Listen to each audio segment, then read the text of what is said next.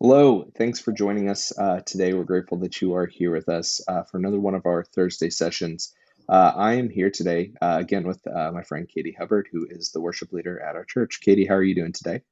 I'm great. I'm so happy to be back. I love these Good. conversations. Yeah, they are fun to dive a little bit deeper. So, if you were with us on Sunday, you will know that we kicked off a new series that we're calling Reconciling All Things. And in this series, we're kind of talking about many different relationships that we have. Some in more of the traditional sense when you think about relationships in terms of a spouse or a child or a friend or a coworker. But we also are talking about a few different other angles of the relationships we have. In particular, this week we talked about our relationship with creation, with the earth, and everything that involves. And it was a really interesting conversation. We had Dr. Jessica Mormon in. She's from DC. She works in this area, but also helped plant a church with her husband in DC about 8 years ago. So, if you haven't had the chance, I'd encourage you to go over, make sure to listen to that on YouTube, Facebook, Spotify, wherever you want to find it after the fact. But today we're going to just dive in a little bit more on that conversation of creation care. And it's obviously a topic that is ginormous, and there is a million directions we can go in. So, Katie, let me just ask you, like, where do you begin with this? How do you begin to process it? How do you begin to feel about all of this? Just where do you start? So typically, I feel like I start from a place of overwhelm. When I Mm, think of like creation care, just the vastness of the study of creation itself, and then also in recent times, some of the hostility between groups of people who feel very different ways about how we ought to care for God's creation. I think sometimes I get a sense of overwhelm, and something I loved about um, uh, what Jessica shared on Sunday. I felt like she was really, really good at breaking it down into kind of like different bite-sized pieces. Like at times she talked about like the theology of creation mm, care and really grounded it very biblically. And then other times she kind of like shifted to like um, the science behind certain types of pollution, but just really bite-sized understandable ways that helped me be like, oh, this helps me to the table. I can think about mhm, these things without feeling stupid because I'm not a scientist, and without feeling overwhelmed, and without just feeling like this isn't something I can uh, devote too much time or care to because it's just so outside of my wheelhouse. So yeah, kind of being welcomed out of my overwhelm by yeah. her in a lot of ways, it helps me kind of just think to myself, like, how do I think of creation care?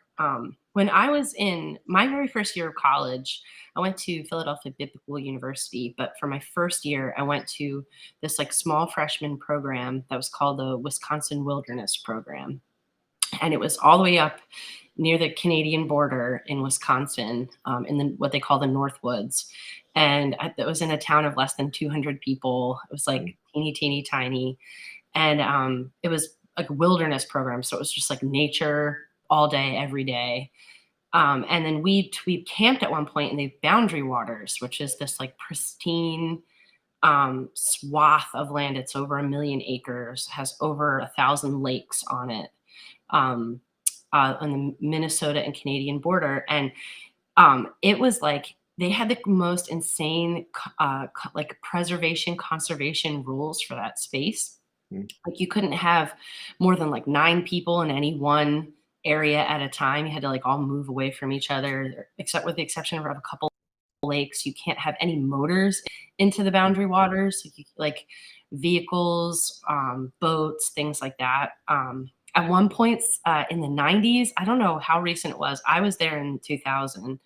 But one point in the 90s, like a tree fell on someone, and there was like a literal debate as to whether they were going to send people like rescue vehicles in to help this guy. wow. That's how strict the boundary waters like regulations were. Now, thankfully, they relented and let rescue Yeah. vehicles in. But I mean, it was so different. I was a city kid, Philadelphia row home, city kid, and I, through a weird random events, ended up in this Wisconsin wilderness program. And for the first time in my whole life, was I even introduced the idea of creation care. And they kind of talked about it more of being like, there are preservationists, people who think that we just need to like leave the whole thing alone, like humans are a parasite and we ruin everything, and so we need to limit our interaction with creation. And then the more of what the administration was at the college and the wilderness program was like a conservation mindset of no, Mm. let's learn how to properly use this. Yeah. But prior to that, my whole life, maybe as a city kid, maybe in the denomination that I came from, it was this very utilitarian view of creation. Like we took very seriously the like you have dominion over this, Yeah. like God has given you this to rule over. And I think that was really emphasized in the context I grew up in. So I was 19 by the very first time I ever even thought of like there are other ways to look at creation care other than just utilitarian, Mm. and not to say that utilitarians don't appreciate nature. They do. Like there are people who love think nature is gorgeous and beautiful, but to just even for me to begin to look at be like, what is my approach to this? Am I a preservationist? Am I a Mm. conservationist? Am I really utilitarian about this? And I feel like Jessica did such a good job on Sunday of like adding even like another layer to it. Like maybe I'm like a restorationist, Yeah. somebody who sees like, yes, we need to use this properly, but there's also things that we need to redeem. We need to be an Mm. active part in restoring this. So I love that. I'm still trying to figure out what my approach is as far as like practically, because I have Mm. ideal Katie and then I have Katie the maximalist who wants to fill Yeah. my house with like all my favorite things. And consumptions becomes a very big part of Yeah. creation care, our consumption. But what I loved about Jessica's approach on Sunday that was so helpful for me in helping me look at it from a positive standpoint was for me to be like, okay, how do I practically approach this in my real Mhm. everyday life? And how do I ideally want to approach this? And then how do I close that gap? You know what I mean? What do Yeah. you think? Like, what do you think when you are like, how do I even approach this subject, this vast subject? I mean, I think for myself, it's going back to kind of what you said, even about just making sure there's bite-sized things, because I think I really like the analogy kind of that you're using about these are different approaches, because it helps to frame in a little bit of really what is in some ways a lot of times complex science, and that a lot of us don't understand, or we understand one aspect of it, but it's difficult sometimes to see the chain of events that then impact other things. And so um, I think the easiest place I feel like for me to begin is to one, trust people who are experts in the field, who understand the science behind all of this, but then to try to begin to think about it from, okay, well, what are some bite-sized things I can do? Because as you were saying, with this experience at the lake, it's like you can be in this reality where you are jeopardizing someone's health if you're trying to go to the extreme of one end, and if you're trying to go to the extreme of another end, you just feel overwhelmed and you feel like this is just all for nothing, and oftentimes, like, I think that we can feel that way today of like we're trying to do something, but in some sense, it already feels like we're too far gone, and therefore we are trying to do something that we feel like also doesn't matter, and it's this weird complexity of feelings that I think the best thing you can do, like you were saying, is okay, well, let's take some bite-sized things. Let's figure out where we need to restore things. Where do we need to change our perspective on things? How do we need to think through just the habits that we have in life, and trying to take some of those just bite-sized approach to things. Um, otherwise, I think we oftentimes will just get so overwhelmed uh, by all of it. Or if we don't get overwhelmed, it's probably because we are very stuck in like this is the only way to think about it, um, which also is not helpful because then we don't see the whole of the framework in the conversation, you know. And so like even thinking through, you know, what am I eating and where does that come from? Like what is the impact of that on the environment? Or um, you know, when I buy a car or I buy like recently we had to buy a lawnmower because our lawn's a little bit bigger now than it used to be. And okay, well, do I buy a gas one or do I buy an electric one? And trying to weigh out these balances of like, okay, well, an electric one's better for the environment, but at the same time, it is twice as expensive, you know? And so trying to even just practically think through some of these things of like, hey, I need to find some area that I am probably uh, leaning into this in some area where I am trying to make a dent, make an impact, uh, but also find another area where it's like, hey, I know that I don't have unlimited resources. I don't have the opportunity to do everything I would want to. So maybe I can just lean in to this one area. Um, yeah, I think that's kind of my approach. I feel so similarly. Uh, Yeah. Also, my Google Home feels similarly. It was literally responding to things you were saying in the background at one point. Oh man. You get an amen from the Google lady. Either that or she's trying to sell me on something. She's like, you know, you should get this electric I know. lawnmower. We think, I'm gonna be flooded with ads, yeah, which again speaks to consumption, man.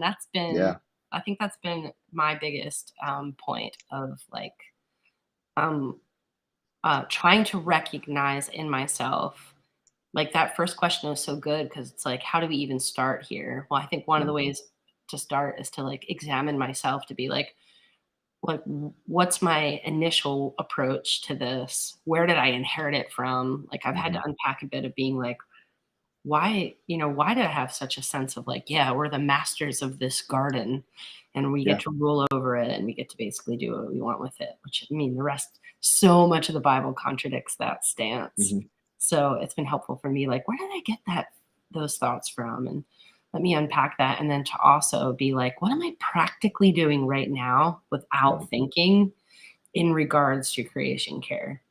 yeah, And it's like, and the callback to making that bite size is so important because that can be really overwhelming for me to be like, "Oh, no, I have to literally change everything."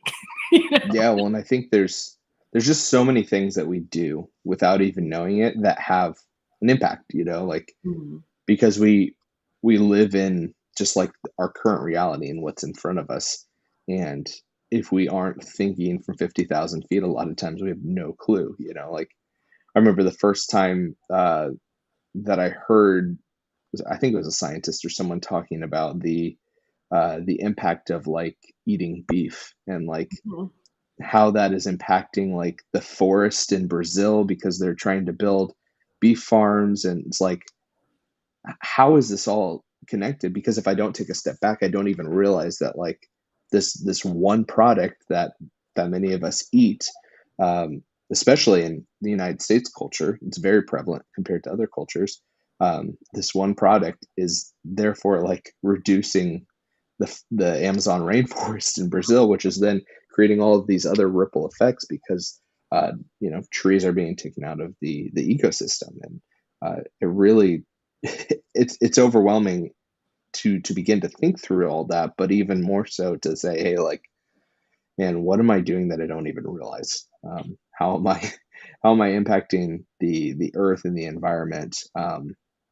Essentially trusting in products and consuming mhm, that we've been sold a bag of lies, and or mhm, we have bought something not realizing the impact of it. I think that is, I don't know. It's, to me, it's just very overwhelming if mhm, you don't take just like a bite-sized approach and go, well, okay, well, I know that obviously that you know the beef consumption impacts all of these other things, so maybe I just try to eat a little less beef, you know, or maybe I cut beef out altogether, and uh, maybe that makes a difference. But then there's another part of me that's like, I'm only one person. So this entire industry, like it doesn't, does one person really matter? You know, Mhm. it's I don't know, it's very complicated.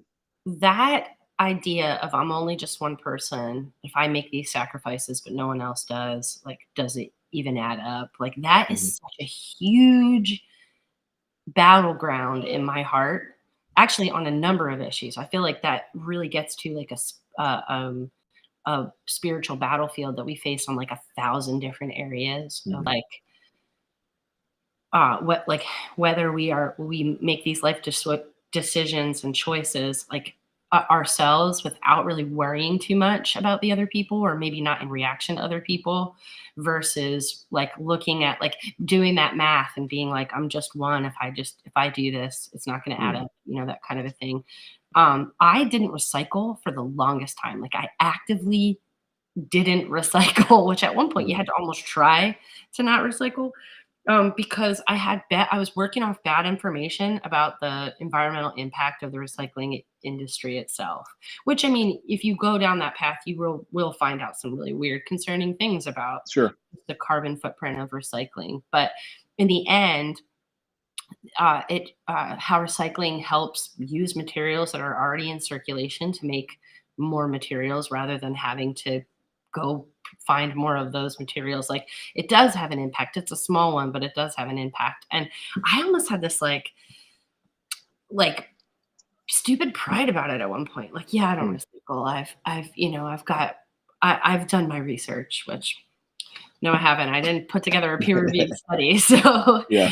but even then, so then when I started to realize, I used to be like, "Oh, okay, well, recycling really only has a net impact if like most people are doing it." And Hmm.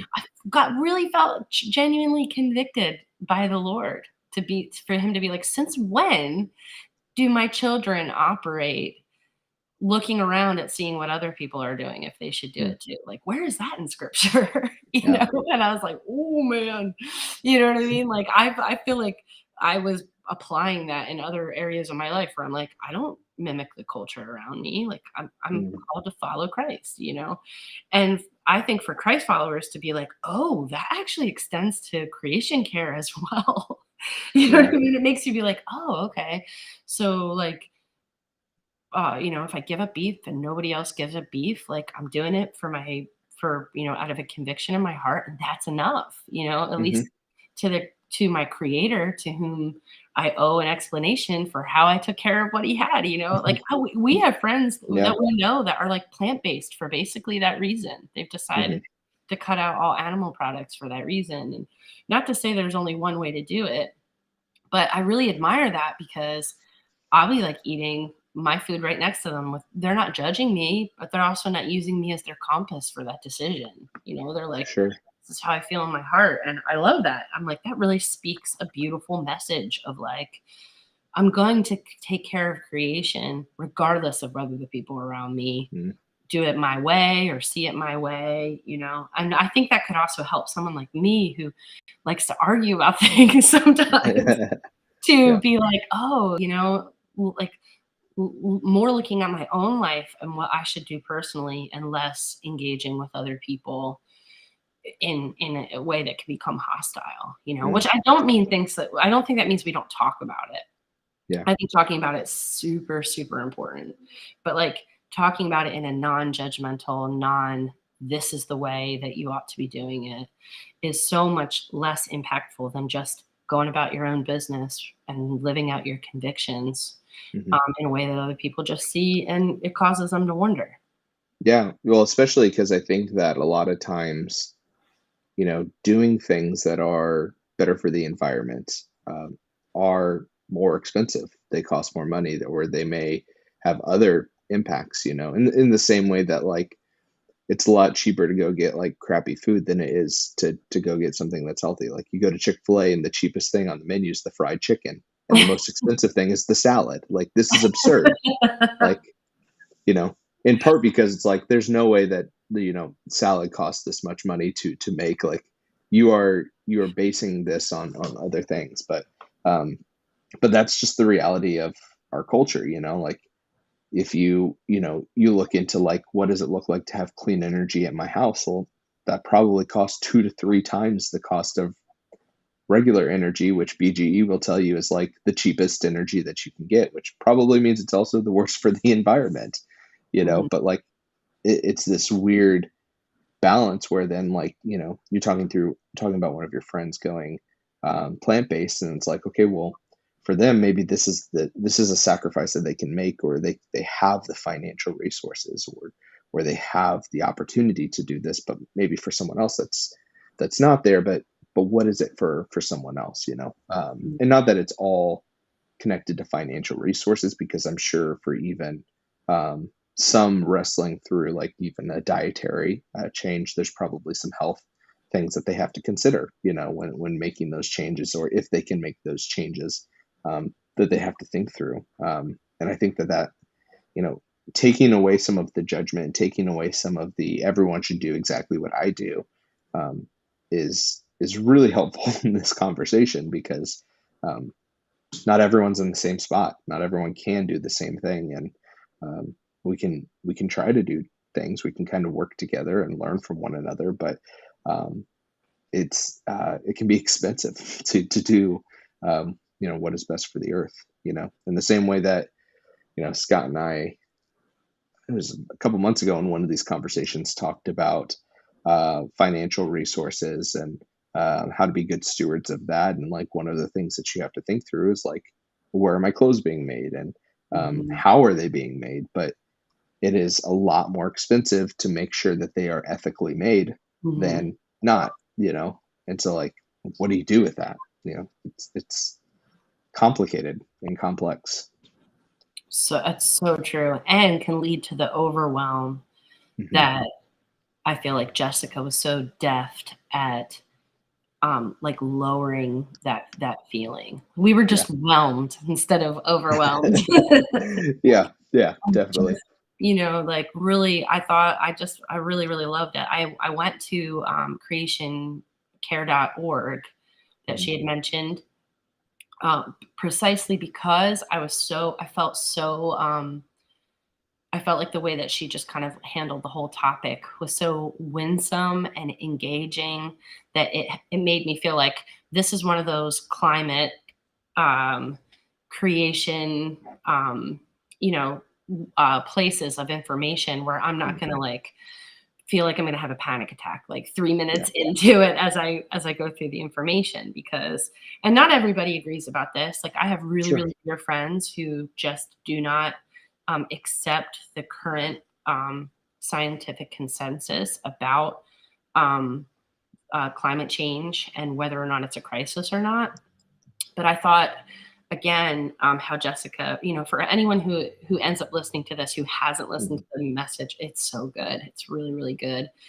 I feel like without like to just bring people to the table to be able to say like God has given you this both authority and responsibility over something, and that's something that as Christians we can really truly all agree on, and Mhm. even that extends maybe outside of the Christian faith of just this sense of like, hey, this is what we've got, guys, and we want to be good stewards of it. I mean, people of Yeah. all faiths and no faith can come together on that, and then and that again without like pointing fingers and people arguing, like that's to be able to start there is so important. Mhm. And it was helpful for me to be like, okay, in my conversations in the future I really want to focus on what we can do instead of what we can't. We can Yeah.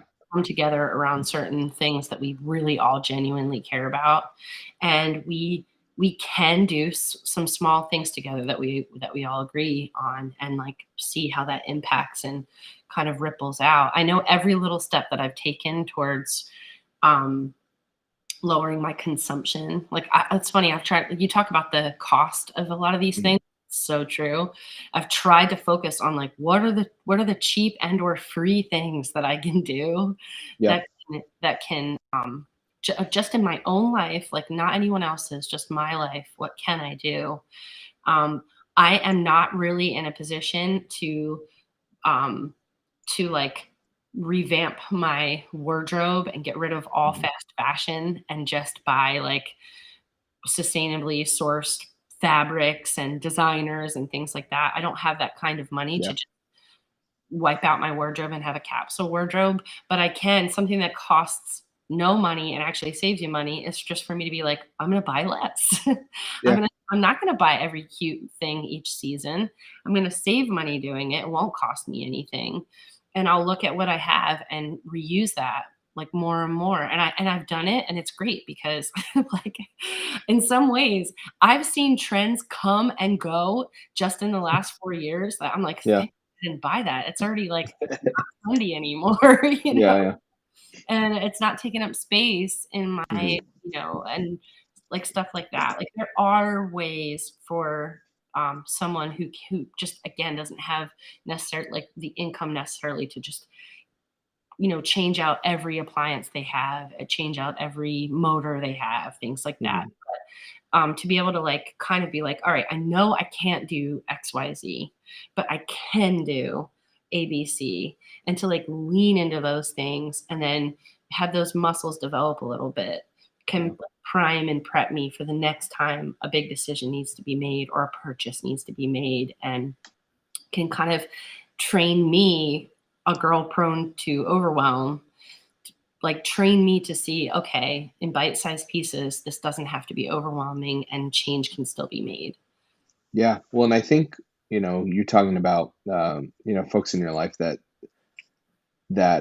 may not be in the exact same spot as you on this conversation, and I think that one of the helpful things to remember, when we think about those folks, is oftentimes like they're coming from a specific point of view and a position, and there's a reason for that. In the same way that, like, whether that's a theology of things, which we'll talk about in a minute, but even in terms of thinking about like the ripples of these things, like if we were to all move towards like some sort of clean energy, well, who are the people that are most impacted by that? Well, they're probably, the ones working the most blue collar jobs at the bottom of the barrel, Mhm, um, who are doing it to get by, and they may be people that are fighting tooth and nail to not do that because maybe they're in their 50s or 60s, and now I've got to learn an entirely new thing, mhm, and it in fact impacts my well-being and my bottom line and how I pay the bills. um, and so the justice component of it is difficult too, because you're balancing, well, one, how do I think about like the long-term impact, and um, yeah, the most vulnerable from a standpoint of like who can be negatively impacted if we don't make changes. But I think we also have to think through the fact of like when we make changes and if we make changes, who are the most vulnerable in that regard too. Because the people who own the oil companies and the highest ends of things, like they'll be okay. They have enough stored up. They probably will start a new business, start a new thing. They'll find another way to make money. But those who are most vulnerable can be impacted by any decision that we make, which makes it so difficult to engage in some of those conversations, because for some of those folks, this is just tied up in their well-being and their ability just to get by. You know. yeah. Oh man, that's such a good word because we have we as in humanity have a tendency to demonize the Hmm. other side and either think of them as like stupid or evil, Hmm. and to like point out, no, there's issues of like just somebody's actual survival. If you're a coal worker, you're going to come to Yeah. this discussion with very real, very real existential Hmm. issues about how you're going to, provide for your family and things like that. And I love that.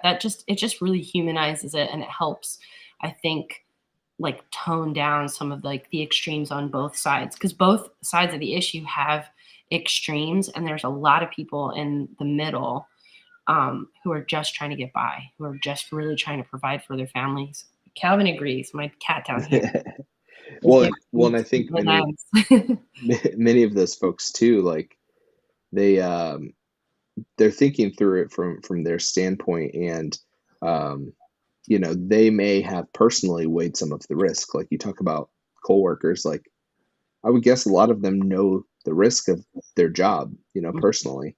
Um, that doesn't mean that they are necessarily accepting the risk beyond just their job, but in the same way, like no one sits around and we're like, hey, we got to protect football players from themselves. Like the football players know that like this is a really really dangerous thing that's going to mess with you for the rest of your Mhm. life, probably if you go and play and you're professional. And yet here we are, and the biggest television shows are NFL games. Mhm. Yeah. Like we're cheering them on, but at the same time, they know the impact of that in the same way that probably some of these, coal miners have weighed the impact on their personal health. And so to come in and be like, well, you're doing it all wrong. Well, to them, they may have already sorted through some of the challenges there. Maybe Yeah. not all of them, but some of them.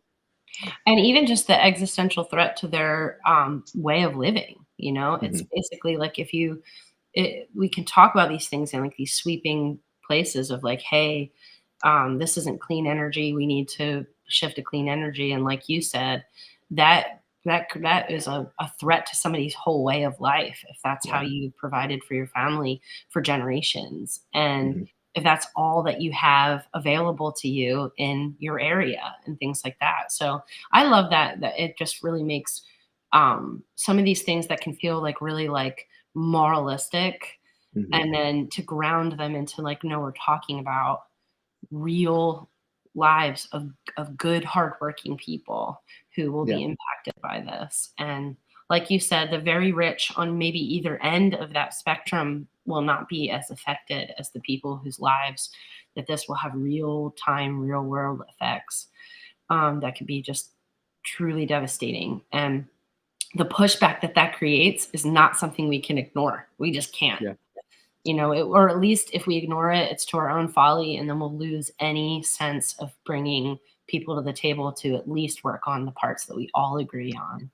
Which again, creationcare.org, I thought does a really good job of that. There were like some really easy steps to just be able to take within the first few clicks of being there, of like petitions that could be signed and letters that could be sent to representatives and things like that, and kind of like doing a little bit of the heavy lifting for you with some of those things, and then grounded it all in a very like Christian perspective that wasn't like crazy fringe anything, but just like, hey, I care about the environment because I believe it was created by uh, God, and that not just that he's a creator, but he's a sustainer. He's still Hmm. involved in holding this together, and it's an act of worship for me to want to care for the environment. I was like, that's just so cool to have like to know there are resources out there that can like bring us all to the table on what we do agree on without Yeah. you know uh, pushing other people out on these like sweeping moralistic claims. Yeah. Well, let's turn it to some of that you're mentioning there of like how does your faith and your understanding of God and your theology kind of impact the way that you understand this? Because as you've mentioned a few different times, obviously it does. Obviously, it impacts the way that one that you were taught about this, but also like how you view it now. So that like dichotomy of God as creator and God as sustainer, I think is like kind of really I have like thought more and have been taught more and just more been immersed in the idea that God created everything, like he's the creator, he's the author of all of this. And I feel like I've had um less of an emphasis on the fact that he's the sustainer. Like, and not even Mhm. just that he's the sustainer, but that beautiful, like messianic part of it where Jesus himself, who is at the center of our faith and is the mediator, the one who brings us to back into right relationship with God, that it's like he himself is the sustainer. I know it's in Colossians, I don't remember where. I think it's Colossians. I'm like, I can't look it up on my phone Mhm. real quick, but I know it talks about that he's holding all things together. He is literally holding all things together. And to think of God as like Jesus as this active force that is a sustainer, not just a creator, but a sustainer, it really changes how you look at creation itself. Like it's not just this one time thing that now we get to be like overlords of, and we can mine it for all its resources, and eventually that it's all going to burn anyway, and we'll be in a totally new heaven and earth type of a deal. Mhm. But to be like, no, God stayed active. He is active in this very moment in creation. He is still holding the entire thing together, and that He's called us into this reconciling work that we can help redeem it. I mean, that's a huge shift. I have never probably met a Christian that would like debate any of that. Like, Mhm. I think that like you could build a really good scriptural argument for that, but I do think there's such a power in emphasizing something or de-emphasizing Mm. something. So for us to all agree on it is one thing, but if it's like never ever emphasized at any point, it just becomes like a piece of background information. And I'm just so I'm so grateful through no real work of my own to have come into contact with people who started emphasizing things in scripture that just had laid in the background for me. Just, whetting my appetite, stirring up a curiosity in me that I now get to go do that same kind of work for other people, to be able to be like, wow, now that I know this, I want to help like stir this up for others, Mm. is is just really helpful because it affects so many things. It affects how I look at the political world, how I look at um, theological schism of people that I just never really had anything to do with because they lived in a different theological camp than I did. It how it affects things like race and Mhm. power imbalances and things like it's just like when you start to see that scripture has something to say about all of that stuff, that it doesn't Yeah. just set something up that God is like set into motion, then has kind of backed away from and is leaving up to Mm. us. That he's actively involved and is sustaining and he cares about this. I think that like for me, it's exciting. It helps me read scripture anew, and it also makes me want to do that for other people. To be like, hey, we probably agree about more than you think we do. In that sense. And then there's also like even just in the black and white word of God itself, God cared so much about how people treated the land Yeah. that he like coded it in their laws. And he asks for some like pretty radical things, I think. Every 7 years you don't plant, you don't plow, you don't Mhm. harvest, you don't do anything. You let the land completely sit still for a year, and organic material starts to build back up in the soil, and it interrupts the life cycle of pathogens, so like it actually heals land that was starting to get infected with not with like bad things, so Mm. that literally that next harvest it was going to, once you plant it again, it was actually helping you gain more out of the ground. But to give us more, we have to care for it. I mean, that's at Mm. the very beginning of the Bible, of like Yeah. their laws. It's crazy. And I like it's so cool. In that part of scripture, it also says anything that grows naturally during that time, like during those Sabbath years where you're not allowed to plow or harvest or plant or anything that was just grew on its own of its own accord would literally be up for grabs. They called it, there was like whatever Hebrew word was ownerless. And like anybody, so whether poor or rich, could gather things that the land just produced on its own, regardless of whose property it was on. Mm. Like it's just so God seems to equate how we care for the world, and he mixes in justice issues with it. And Mm. I feel like for us to ignore that in scripture, that justice is linked with care for the land, and caring for the poor is linked with caring for the land. Like these are Yeah. things he is passionate about. And again, I never went to a church that like disagreed with that, but it was de-emphasized at times throughout my Christian experience. That I'm so grateful that at this stage in my life, that's being like kind of like poked at in me and addressed. Yeah. Yeah. I think that, man, you bring up a lot of really important things. I think of the first thing is like, if I would say all aspects of Christianity believe in a God that's like actively involved in our lives. We don't believe in the more theistic understanding of things of like, God took the earth and kind of spin it in motion and then just stepped away and let it kind of play out.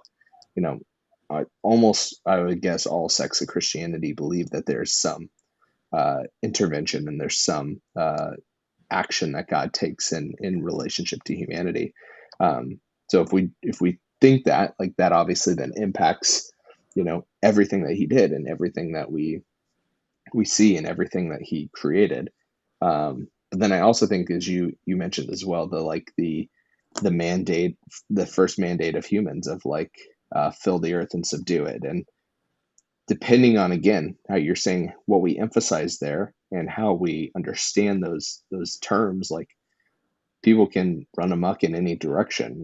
Like, if we were to say, like, hey, the first thing was to fill the earth, and the only way to do that is through procreation, and so therefore people who can't procreate or who are single or whatever the case may be, um, we're de-emphasizing their value that they bring to humanity. So we have to even be careful with how we understand these things. To subdue it does not mean to abuse it, but it Mhm. means to lead it, to lead the charge of it. To weed out the weeds and the dandelions, but also allowing it to flourish and to grow. I think there's a lot of beauty in that we don't often emphasize. That we emphasize other aspects of it, that, like, oh, men and women we are in charge of things, and it's like, well, Mhm. it's kind of a responsibility, but an opportunity, as kind of as Jessica was even saying with that. um, and then even, like, depending on how we understand the future, very much impacts the way that we uh, live out our faith in terms of this.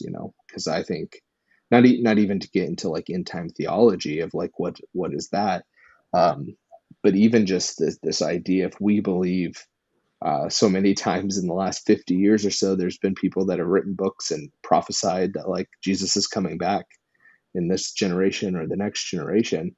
Like, if we truly believe that, well, then what's the purpose of, like, planning for a world that's going to exist 100 years from now or 200 years from now? Mhm. Um, Instead, a lot of folks will just use it and abuse it and not care because, well, it may not be here in 15 years. And um, that disagrees with what Jesus says of, like, no one knows the hour and the time and all of that. But it leads us to bad decisions because we act like we know. We act like we know what's coming next. Not even getting to, like, what we understand or what we believe about what comes after that. Because I Mhm. think that is another aspect that's impacted or questionable in all of this too. I love that point of like how you look at the end times can have this really unanticipated negative effect Mhm. on how you'll view creation and how to treat it. And like again, I have a number of amazing, wonderful friends, wise and deep, sincere Christians who sharpen me in every possible way, who really like strictly adhere to this idea that Jesus's return is not just imminent, but is going to happen like very soon, if not in their lifetime, shortly after. Mhm. And something I found to be really, really helpful in like kind of talking to them about this, of being like, how do we get on the same page anyway? Like, if that's how you feel and that's what you think and believe, where's the common ground still for us to like talk about the value of caring for creation while we're alive, like in our Mhm. lifetime? And I found that like a theology of the body can be Mhm. extended to a theology of the earth. Like we know that we are going to die like for the most part, unless you believe like in a physical rapture that's going to happen. At any point you could get hit by a car, you can get cancer. Everyone of my generation now is seeing the evidence of it on their faces. Like, we look in the mirror and there's new wrinkles every time. Our once physically fit bodies, no matter how much exercise we put into it, we are yielding less, like, you know, less and less results. We can kind of see in real time that this body is fading away, and yet we still take care of it. We still get up in the morning and we take showers and we groom ourselves and we feed ourselves and we move our bodies. You know what I mean? Like the Mhm. even this idea that this thing is doomed anyway, so why are we going to put any time into it? It's always really helpful for him to be like, well, so is your body. You know what I mean? Yeah. And yet it's you have stewardship of it, and you seem to take that seriously. And God, it's so similar about the earth. So I feel like even if you have like wildly different ideas of the timeline left for like the ball of dirt we're on, um, we can still look at it as a resource of being like, this was gifted to us and it's on loan to us. And if we take care of our bodies, how much more shall we take care of something that's owned by all of us, the earth? Mhm.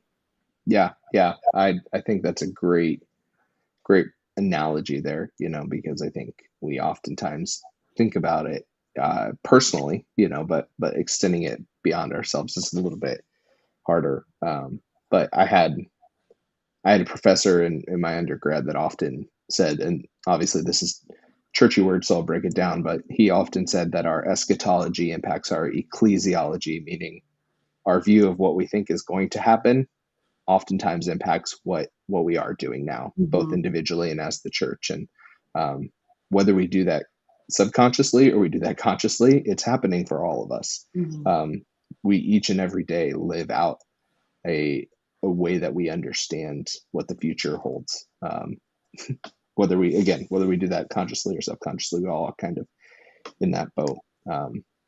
So let me kind of turn it to the last thing I kind of wanted to talk through today, and that is, what are some practical steps? What are some easy things that maybe you have put in place that you know of others? I mean, I know you mentioned a few of them here or there, but um, how can we begin to live this out?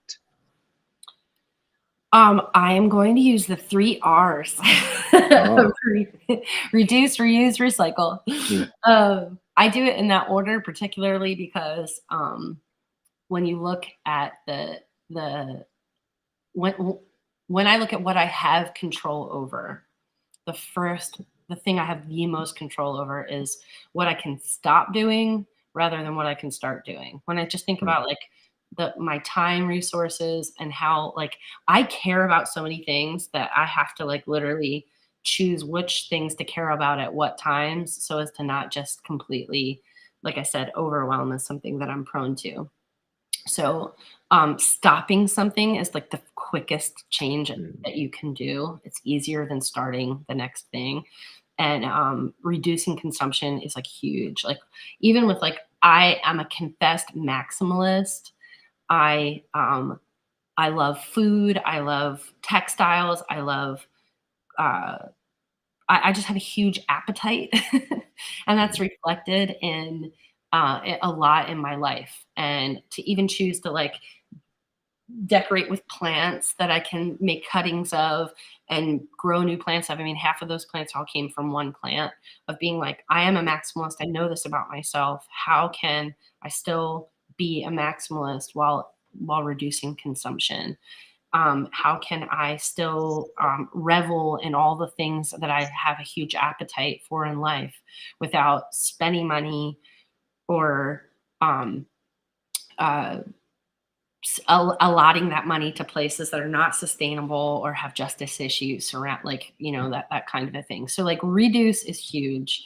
I mean, I even like intermittent fasting has even helped with that, of just being like, I cut down 3 meals a day to 2 meals a day. And like just in doing that, it reduces consumption, of like, there's this little ways that I'm like, I can trim this excess off my life the quickest by reducing what I'm bringing in. Reuse, I have to shout out Chelsea from church. Chelsea Adds It is so incredible at finding whatever anyone is looking for like either nothing or very, very cheap on like Facebook Marketplace or Craigslist or no buy groups on social media. Like, she's just incredibly good at finding something already in existence in the world and preventing you from buying it, like buying a new one. Like, I'm so impressed with her ability to do that. She's really, really good at it. I don't have the time allotted, mostly for like, because I'm spending that time elsewhere, to like comb through those kinds of groups. But she's the person that you could literally be like, oh, I'm looking for this. Or she'll hear you mention it in a conversation one day and she'll be like, oh, I'll find that for you. You know what I mean? And it's so true. Like there's so much stuff on the planet already in circulation that we can get our hands on, that if we do that more often, then we don't have to rely as much on manufacturing new things. It is so much easier to click a button on Amazon than it is to maybe go to a thrift store or comb through marketplaces that are dealing in those things. But it's so worth it.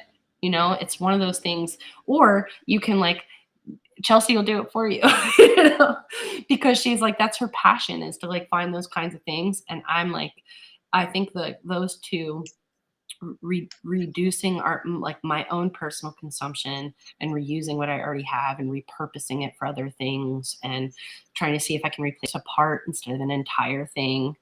Those are little things that are like I have found to be the most inexpensive way for me to start to tackle this issue personally. Because again, I am frightened a bit at the expense of like changing over everything, you know. But like there are inexpensive ways or ways that save you money over time, like switching your light bulbs over to energy efficient light bulbs, things like that. Things that kind of pair environmentalism with cost effective approaches for me, like really, really help. And then, yes, I finally did start recycling like 4 or 5 years ago. And, you know, just to be able to say like, look, this can be raw material, this can be broken down, at least some of it can be salvaged and it can be remade and repurposed is like huge to me. Like that to me is these are bite-sized things that I can do.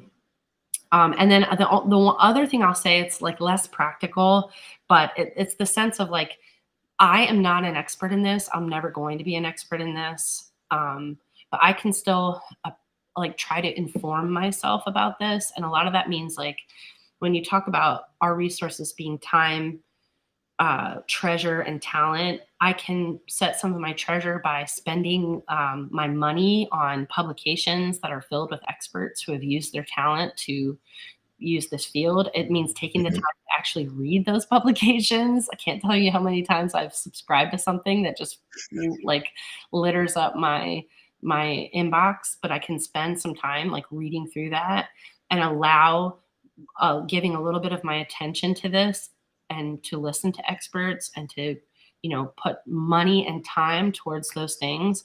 It actually helps me in the end because it keeps my attention to it.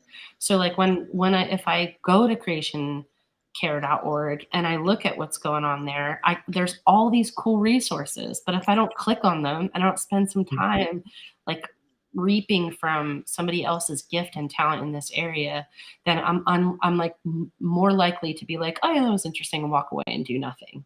Mhm. So allocating some of my time and a little bit of my treasure of saying like, I say this is important to me, but is it practically important to me? Well, I'll know it's important to me when I start spending, what I've budgeted towards my time and my treasure towards benefiting from these other people's talents.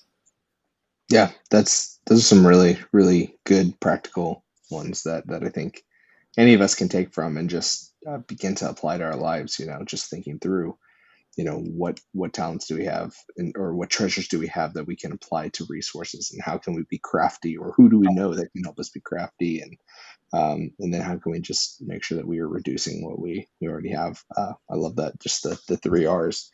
Um, I think for me, one of the biggest things that has been helpful for me, in addition to some of the stuff you're saying, is just trying to think through the things that like I'm going to do regardless, and trying to think through, is there alternative ways to do them. And like obviously we've talked about food quite a bit, but like that's something we're all going to do, is we're all going to eat.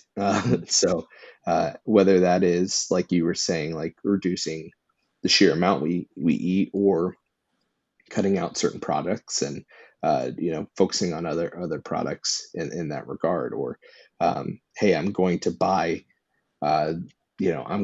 this thing, whether that's an appliance, or that's a car, or that's a lawnmower, and just as you're doing that, doing the research and considering what are the options here. I find for myself that is one of the most helpful ways because, like you, I can't go and just completely overhaul everything overnight.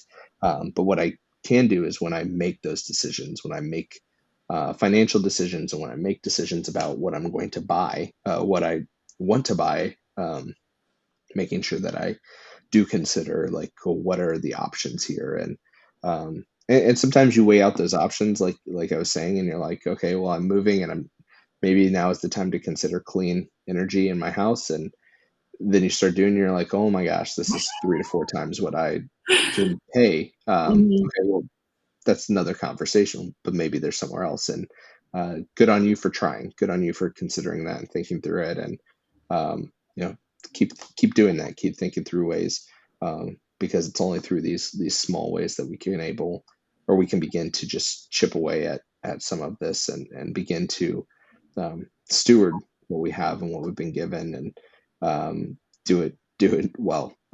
Otherwise, I feel like we fall into one of those camps of over worrying and not feeling like we're doing anything, or just constantly defending the actions that we do have. But instead, what are the little ways that I can begin to chip away and begin to make smart decisions, um, and then what ways am I okay um, sacrificing? Like it's okay to do that. Like it's okay to say, hey, this is one area that I can't sacrifice in. Like you and I both, we work in the city. Jake, your husband works in DC. Like we couldn't give up our cars at this Mhm. point. Like we have to have those. Mhm. Um, but maybe there's another way that we can sacrifice, and being okay with both of those, I think, is important. So cool. I like that All right. balance. Well, I think that's where we're going to close out things today. Katie, I thank you for joining me and having this conversation. I hope it was fruitful for those who are able to join in. Um, if there are any resources that you guys have found that you find helpful, Katie's mentioned creationcare.org a few times. I would encourage you, just throw them in the chat. Let's work together. Let's try to know more about this. The only one that I have right now is I'll throw out a book that I had from an old class, For the Beauty of the Earth, which is the song we sang this last week, right? So um, it's a little bit of an academic book. So if you're diving into that, just know that. And it's also a little bit outdated at this point, but that is one that I would point people to as a good starting point. Again, there, pick and choose what is applicable. Katie, is there anything that you kind of wanted to share? This one, it's called Redeeming Creation, the Biblical Basis for Environmental Stewardship. This Nice. was my book from that first year of college in Wisconsin. It was like my baby steps into looking at my interaction with the created world in anything more than just like really utilitarian. Like, what does this do for me? It was the Yeah. first book I ever read that made me think, oh, I might owe something to it as well. Mm, So, also might be outdated. I think this is from like the 90s. It's 96. Yeah, 96. So, yeah. it's probably outdated. But as far as like the themes in it, I found them to be great. And again, grounding it in the Bible itself, just like Jessica did, is Mhm. so helpful when trying to reach across to people to whom our only maybe common ground would be the Bible as an authority on the subject. Yeah, definitely. Yeah, I think that, even with the two resources we picked out being a little bit outdated, I think there's a lot of themes that we can probably pull from them, even if some of the statistics or some of the technology may not be as updated as we know it to be today. But maybe you know other resources. Feel free to again throw those in the chat. We're grateful that you joined us today, and we hope that you will join us next week as we continue to have these midweek conversations. We'll see you.